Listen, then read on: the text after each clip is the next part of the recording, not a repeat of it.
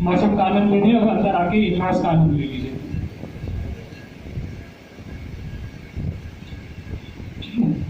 Kapil ji please सभी लोग आगे हैं।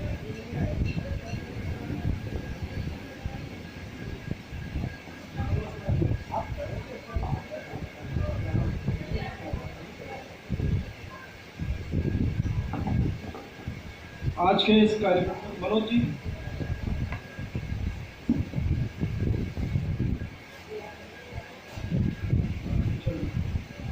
देखिए, आज का जो ये कार्यक्रम था, आपको सबको पता है कि हम लोग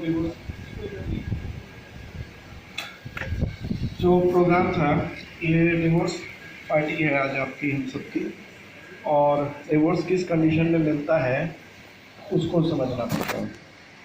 तो जैसे सभी ये मतलब खाली हम ही लोग नहीं, जो नौजवान हैं जिनकी भी शादी नहीं हुई है उनके लिए भी ये समझना बहुत ज़रूरी है, क्योंकि बहुत लोग शादी के बाद सोचते हैं कि हमें अच्छे अच्छे रिश्तेदार मिलेंगे, मगर कुछ रिश्तेदार ऐसे भी मिलते हैं जिसकी उन्होंने कभी कल्पना नहीं की होती है। क्योंकि जो शादी करते ही आपको मिलेंगे, सबसे पहले हम आपको बता दें आप किस चीज़ पे एलिजिबल हो जाते हो। जो हस्बैंड मिलते ही आप, जैसे आप हस्बैंड बनते हैं, तो आपको ये इन लॉज से, जैसे आपके साले हैं, ससुर हैं, ये सब मिलते हैं, या सरकार की तरफ से भी कुछ इन लॉज मिलते हैं, जिसको हम इंडियन लॉज कह सकते हैं, और इन लॉज समझ लीजिए। सबसे पहले आपको दिख रहा है IPC 498 है 3/4 EPA, जिसे हम शॉर्ट में स्त्री प्रताड़ना के लिए 498A, पत्नी के लिए खासतौर से, और 3/4 दहेज प्रतिशत अधिनियम। ये शादी करने के बाद आप इसके लिए एलिजिबल हो जाते हो, और ये आपका स्वागत करती हुई दिख रही है। तो पहला स्वागत यहाँ से होता है, तो इसकी धमकियाँ भी मिलती हैं, जैसे कोई चाचा की बुआ की धमकी देता है, तो यहाँ 498 की भी धमकियाँ आती हैं। 304 की अच्छा तो नहीं लगता कहते, लेकिन अगर वाइफ किसी भी वजह से, हम ये नहीं कह रहे कि कोई भी वजह से अगर 7 साल के अंदर उसकी डेथ होती है, तो आपको दहेज का ही माना जाएगा। अननेचुरल डेथ अगर है किसी वजह से, तो वहाँ पे ये सीधा प्रदर्शन लिया जाता है कि दहेज के लिए ही मारा है। तो जो दहेज के लिए मारा गया है या कहा जा रहा है, अगर एक FIR कोई भी ये दर्ज होती है, अच्छा सबसे बड़ी चीज़ है, ये सब बनाम सरकार होता है। अभी आपकी किसी वजह से नेचुरल डेथ हो जाए, ससुराल में ही हो जाए आपकी, वहाँ नहीं लगेगा 304 की, उसके कारण होते हैं, वो कारण गिना देंगे कई सारे, पीता था और सीढ़ी से गिर गया, बहुत सारे रीजन, लेकिन उन्हें दहेज नहीं हो सकता। जबकि दहेज की जो डेफिनेशन है वो आपकी जेंडर न्यूट्रल है, मतलब उसमें पक्ष है, 2 पक्ष, लेकिन उसके अंदर आप ये जान रखिएगा जो दहेज प्रतिशत अधिनियम है उसमें लड़का और लड़की पक्ष, मतलब एक पक्ष और दूसरा पक्ष लिखा, लड़का लड़की पक्ष से डिफाइन नहीं है। बावजूद उसके 304 सिर्फ लड़की के डेथ पे लगती है, और लड़के के डेथ अगर ससुराल में हो जाए या नेचुरल डेथ है तो वो नहीं मानी जाती है। ये अपने आप में एक अजीब चीज़ है। तीसरा आपके सामने आ गया DV एक्ट। DV एक्ट इतना ऐसे डिफाइन किया गया है कि पता नहीं ये बना कैसे, सबसे बड़ा सवाल तो यही खड़ा होता है इससे। हर छोटी छोटी जो घरेलू झगड़े हैं उनको उन्होंने उठा के DV एक्ट में डाल दिया। आप छोटा सा शब्द भी कहते हो या नहीं भी कहते हो, अगर लिखा दिया तो माना जाएगा, बात करते हैं। लेकिन वही अगर शब्द वाइफ आपको बोल दे तो उसी कोड के अंदर वो क्राइम नहीं माना जाएगा। जब साहब मजबूर हैं, हम नहीं, जब साहब मजबूर है करके हमको लिखा नहीं तो हम क्या करें। सो ये DV एक्ट जो बना है ये टोटली बाज़ तरीके से बना है। हमारी मांग ये है इसको पहले बार तो खत्म ही किया जाए, और अगर महिला की सुरक्षा करनी है तो उसको आप जेंडर न्यूट्रल करिए, क्योंकि जेंडर न्यूट्रल करने से महिला की सुरक्षा खत्म नहीं होती है। हाँ, इससे उस महिला को सुरक्षा जरूर मिलती है जो क्राइम कर रही है। महिला सुरक्षा की डेफिनेशन यहाँ बदल जाती है। अगर कोई चीज जेंडर न्यूट्रल है, हस्बैंड ने क्राइम किया है तो उसको सजा मिलेगी इसी DV एक्ट में, जो भी पनिशमेंट है। लेकिन अगर वाइफ क्राइम कर रही है तो सजा का प्रोविजन ही नहीं है। तो ये सुरक्षा किसको दे रहा है, ये है और 498 है। खास तौर से जो महिला सुरक्षा के लिए कानून है, ये महिला सुरक्षा के लिए किस महिला की सुरक्षा कर रहे हैं, जो क्रिमिनल है उसको सुरक्षा दे रही है। CRPC 185, इसके लिए एक ही कहूँगा, शादी के साथ भी और तलाक के बाद भी। इसकी मर्जी है तो आप म्यूचुअल कंसर्न डाइवोर्स है तो शायद एक बार आप बच जाओ उससे। अदरवाइज ये LIC की पॉलिसी ऐसी है जो आपके जिंदगी तक तो चलेगी। आपको इसकी किस्तें भरनी है और मैंने कहा शादी के साथ भी और शादी तलाक के बाद भी। तीसरा आता है IPC 354-76। जब IPC 419 एक्ट में जब कुछ मामले हल्के पड़े तो ये भी एक देवी के रूप में प्रकट हो गई और ये आदेश कुमार के जजमेंट के बाद बहुत ज़्यादा अस्तित्व में आने लगी है FIR में। सो इनको भी रोका गया, लेकिन ये इनका भी वजूद रखनी जगह है। यही सब तमाम सरकार है, ये सब सरकार के सरकारी बनेगा, ये इन लॉज बनेगा, ये लॉज है, ये सरकारी आपके ये जिससे परिचय होना है आपको।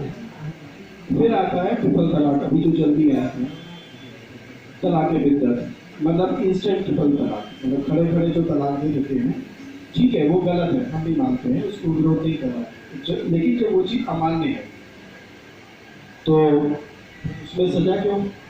आप बोल दीजिए इनवैलिड है, बात खत्म हो जाती है। लेकिन नहीं, वाइफ के कहने पे हस्बैंड को अरेस्ट कर रहे हैं और बेल भी तब तक नहीं दे रहे जब तक वो वाइफ नहीं अलाउ कर रही है एक तरीके से। तो मुझे नहीं पता जैसा आपकी सीट पर कौन है कौन नहीं है, ऑर्डर कौन दे रहा है इसमें। तो ट्रिपल तलाक में हमने उस समय भी प्रेस कॉन्फ्रेंस की थी और कहा था हम इमीडिएट अरेस्ट का विरोध कर रहे हैं। ट्रिपल तलाक में अगर किसी महिला को खड़े खड़े निकाला जाता है वो भी गलत है, और किसी हस्बैंड को खड़े खड़े गिरफ्तार किया जाता है वो भी गलत है। तो इसमें इंस्टेंट जो तुरंत अरेस्टिंग हो रही है उसके खिलाफ है। बाकी आपको मैंने ये तो हो गए देनिया भाई, ये सरकारी जो हमारे लॉ में अक्सर बच्चे पुलिस को मामा बोलते हैं, ठीक है। सो पुलिस हमारे सामने खड़ी है और सबसे पहला परिचय इन्हीं से होता है और इनकी भाषा क्या यूज होती है लड़के वालों के प्रति अच्छे से बता सकते हैं। तो जैसे ही हमारे साथ ही हुआ था, पहली बार बोला था किसी का बात नहीं और वही नतीजा है कि परिवर्तन डंडा आप देखिए। सो ये दूसरा है वकील साहब या हमारा जो कोर्ट का प्रोसेस है वो भी मैंने ऊपर लिखा है ना, cases husband versus state government. ये जितने भी केसेस हैं हम लोग के मेंस के खिलाफ चलते हैं वर्सेस स्टेट। अगर ऐसा लगता है जैसे हम लोग कोई 100 बेटे बेटे की होती तो शायद कुछ मिल जाता, लग रहा है किसी दूसरे देश के हैं। हमारी नागरिकता खाली कहने को है, वोट देने के लिए है, बाकी हमारे पास सरकार नहीं है, परिवार कोई तोड़ रहा है नहीं है। यहाँ पे हमको कब मिलती है बनाम सरकार बताएं? जब हमारे नाम के आगे लेट लिख जाता है स्वर्गीय, जब हम मार दिए जाते हैं, जब हम सुसाइड कर लेते हैं तब 306 में लगता है, तब बनाम सरकार की आता है। लेकिन हमारे जीते जी हम अगर ये कहें कि हमारे साथ की प्रताड़ना हो रही जैसे इन सब चीज़ों में कही गई है, तो अगर जीते जी हमें सुन लिया जाए तो शायद ये नौबत नहीं आती। हमारी सुनवाई कब होती है बनाम सरकार में? जब हम सुसाइड कर लेते हैं तब 306 लगता है, तब इनके खिलाफ आता है बनाम सरकार। अदरवाइज जीते जी हमको सरकार से सुरक्षा नहीं है। और अभी जितने लोगों ने यहाँ हमने एक प्रोग्राम किया था हार से जीत तक का, ये हार में हमको ये हराने आए थे। फिर से ब्रीफ कर दूं, ये सब मिल करके हमको हराने आए थे कि हम तुमको देख लेंगे। जितने आप एक एक लॉ पहचान लीजिए और एक एक पूरी चीज़ें पहचान लीजिए, ये सब लोग मिल करके हमको हराने आए थे और हम सब लोग इससे लड़े हैं। कैसे भी लड़े हैं, कहीं इस तरीके से हम लोग इनसे निपट के जीत के आए, इसीलिए हार से लेकर के और आज जयमाल तक का सफर हम लोगों ने 24 स्टोरी सुनाई थी वो यही थी। और अब एक नया बच्चा जन्म ले रहा है वुमेन्स ऑर्गेनाइजेशन के पेट से, सीधे माँ को जन्म दे रही है ना। अब जो एडवाई और भी जो संस्थाएं हैं मैरिटल रेप जो लाने की कोशिश कर रही हैं वो भी जन्म दे रही है मैरिटल रेप लॉ को। तो अभी मैंने इसीलिए इसको भ्रूण के रूप में रखा है। अगर ये बच गया तो ठीक है, अब हमको भ्रूण हत्या का दोषी ना दे क्योंकि ये हमारे लिए खतरनाक होगा। तो हम लोग लड़ रहे हैं भाई, ये हमारे पुरुषों की मांग नहीं है। कहाँ का बच्चा है किसके पेट में पलना, मैं नहीं बोलूँगा उसको। इंडियन पुरुषों ने तो नहीं मांगा है, ये किस पुरुष का बच्चा है? विदेशों से लाया हुआ बच्चा है। ये एडवा जो भी संस्था कहाँ से ये बच्चा ला रही है, इंडिया के मेंस से नहीं मांगा है। आप चक्कर ये है कि CRPC 125 जैसा कहता बाप कोई भी हो पर मारा जाएगा, इसमें भी बाप कहीं भी हो सकता है लेकिन मारा इंडिया में नहीं जाएगा। ये मैरिटल रेप लागू होने जा रहा है, अभी नहीं हम लागू होने दे रहे, हम लोग लड़ रहे हैं और लड़ते हैं। सो ये आज पूरा कॉन्सेप्ट था। जो हस्बैंड जब शादी हो जाती है और ये जो टिपवाने लगते हैं वो जिस वीडियो को देख रहे हो वो भी समझ लें शादी के बाद ये भी इन-लॉज है आपके, ये मिलते हैं आपको फ्री सरकार की तरफ से। ये कब प्रकट हो जाए आप नहीं समझ पाओगे। तो बस यही हमें आज परिचय देना था। केसेस बनाम स्टेट गवर्नमेंट होता है ये ध्यान रखिएगा। Thank you. Thank you Kapil ji.